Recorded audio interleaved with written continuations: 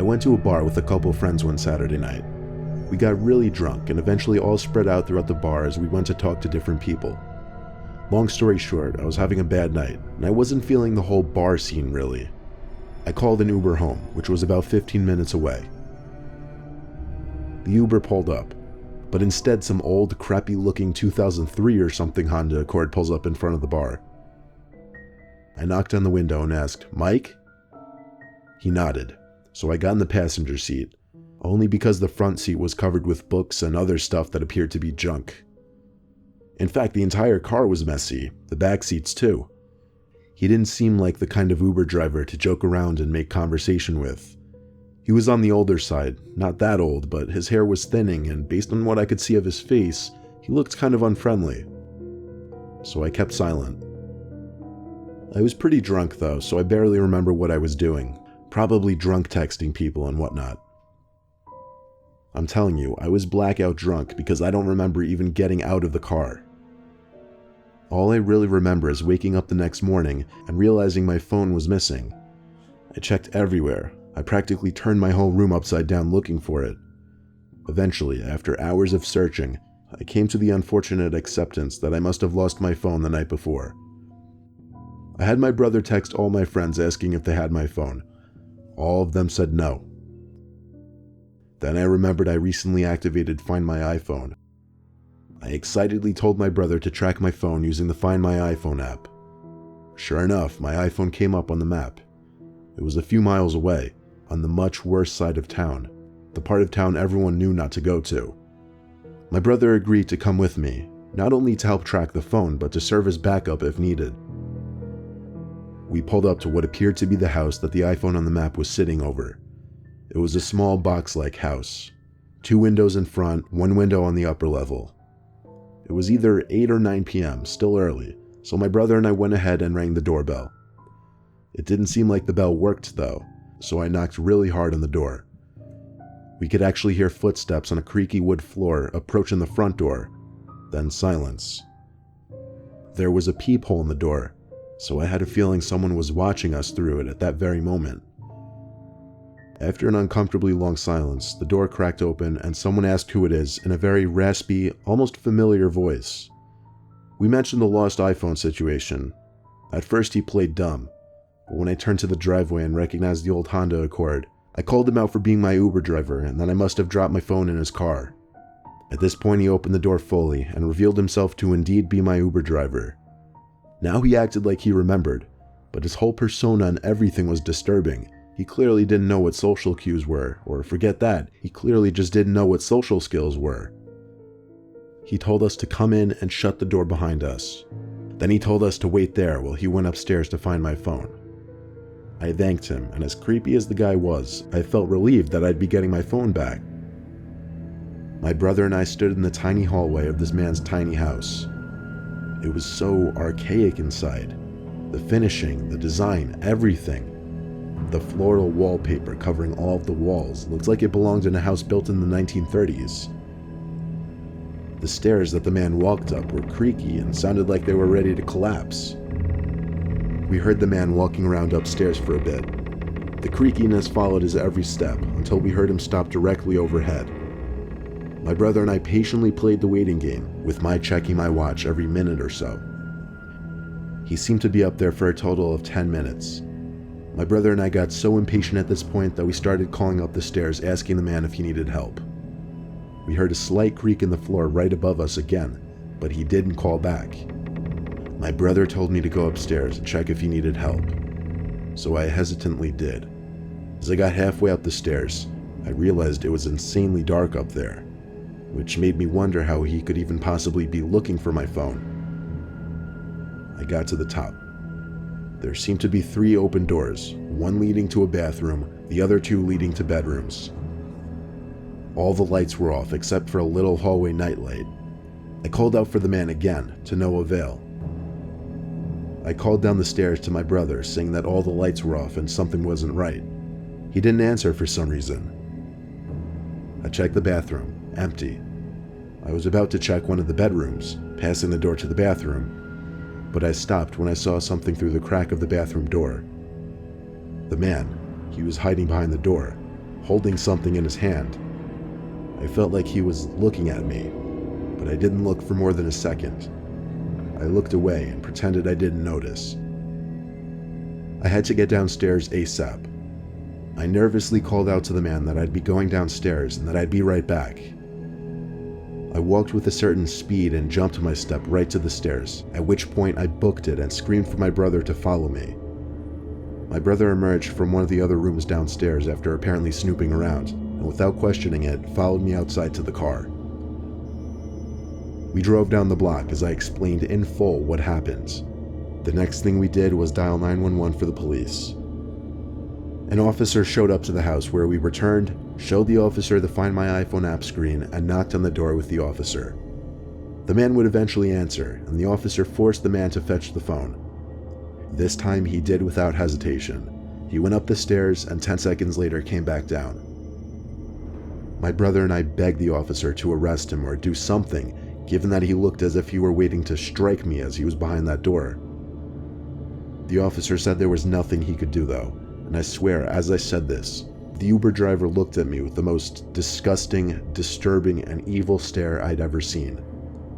I gave him the middle finger and turned away as we left the house, which felt good slightly, but I still get scared thinking about seeing that man behind that door, very clearly holding something in his hand, most likely waiting to attack me if I were to see him.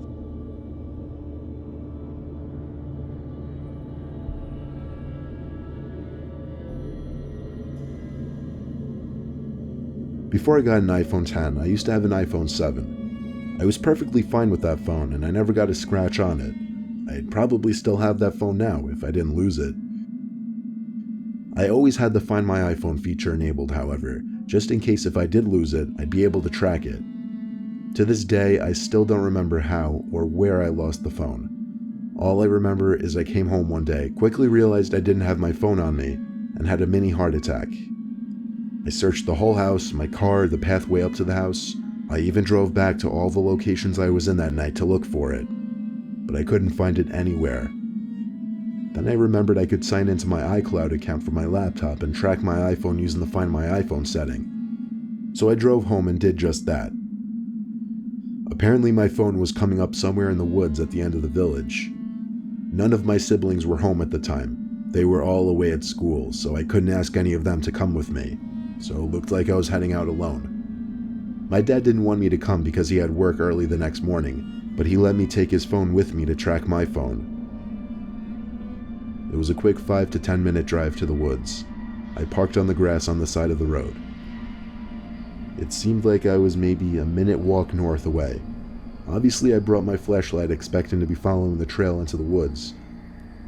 Now that I stood there though, the idea of going in there was a lot less appealing. In fact, the whole situation seemed more suspicious, such as why whoever found my phone would be in the middle of the dark woods at 10 o'clock. I definitely shouldn't have come alone, but at this point I didn't see much more of a choice than following the trail. The flashlight I had sucked. It barely lit up the trail 5 feet in front of me. Eventually it seemed like I was right on the mark of the location for my phone. I did a full 360 examining my surroundings, but seeing nothing but darkness and trees. I started yelling for somebody to come out. It was the first time I heard my own voice in an hour, and it came out weak and unintimidating. When I called out, I heard a whispering come from beyond a few trees, in the east direction on my map. I yelled out again. Silence this time now. I started sending texts with my dad's phone to my phone, and I heard the dings coming from the same direction as the whispering. I looked in that direction and saw the glow of a phone screen so bright that it lit up the figures of 2, maybe 3 men standing behind a line of trees. At that exact moment, I had a realization in my head that I was in way over my head being in those woods alone, and that my iPhone was in no way worth risking my life.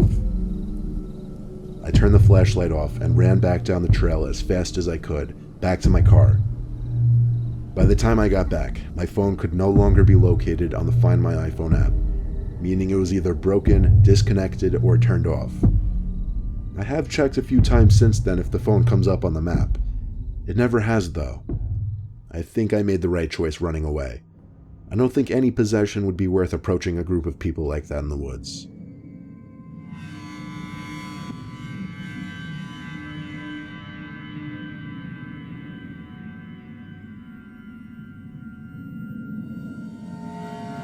I recently lost my iPhone. It was a 5C, a really old one. I was due for another one anyway, but let me tell you the story of how I lost it. I had admittedly been drinking one night on the weekends, and at some point in the night I lost my phone. Later on in the night, when my friends and I sobered up a bit, I asked one of my friends to let me use their phone to track mine using the Find My iPhone thing. It wasn't too far actually, only a mile away from us, but that meant someone took my phone. My friend Ryan and I took a drive to this abandoned warehouse building. Of course, it had to be an abandoned building. We found a way inside, with only Rye's phone flashlight to use for navigation. The place was cold, full with trash and rubble, and every little sound created an echo. We heard yelling coming from upstairs, from what sounded like two people. Ryan and I figured one of them had to have my phone.